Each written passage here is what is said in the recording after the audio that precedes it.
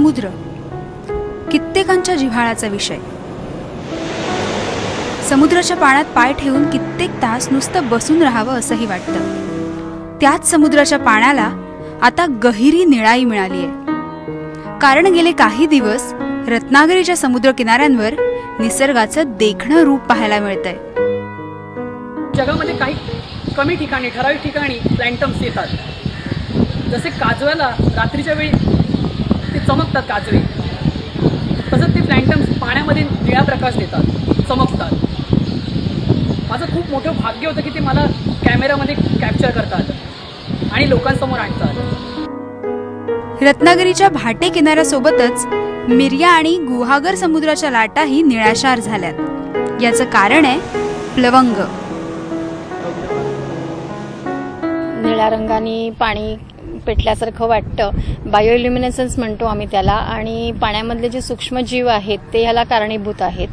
तर त्याच्यामध्ये नॉक्टिल्युका म्हणून एक एकपेशीय प्राणी असतो की ज्याच्यामुळे पाण्यामध्ये हे आपल्याला चमकदार पेटल्यासारखं पाणी दिसतं। आपल्या दिशेने फेसाळत येणाऱ्या निळ्याभोर लाटा बघून आपण डोळस असल्याचं मनोमन समाधान वाटतं।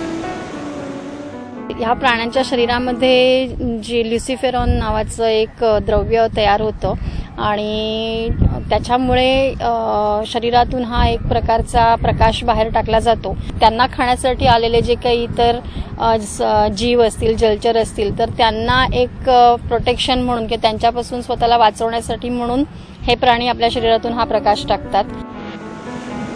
काही वर्षांपूर्वी जुहूच्या समुद्र किनाऱ्यावर सुद्धा अशी दृश्य पाहायला मिळाली होती, पण कोकणचा किनारा मात्र ही किमया पहिल्यांदाच अनुभवतोय। खोल पाण्यात गेलात तुम्हाला तर ते तुम्हाला जाताना असं तो ग्रुप असतो माशाचा, म्हणजे एक आमच्या थोडक्यात खांडव म्हणतात, ते ग्रुप असं तर तो तेवढाच ग्रुप दिसणार त्या पाण्यात। जसं चालत जाशील तसं तुम्ही पाण्यात जरी दगड जरी मारलीत तरी ते तेवढं पाणी भेटणार।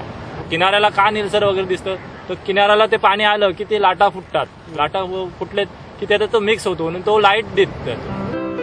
सध्याच्या आल्हाददायक दिवसात समुद्राचा हा अद्भुत नजारा बघायला मिळणं म्हणजे पर्यटकांसाठी पर्वणी आहे। त्यामुळे निसर्गाचं हे साजिर रूप आपल्याला पुन्हा पुन्हा प्रेमात पाडतंय।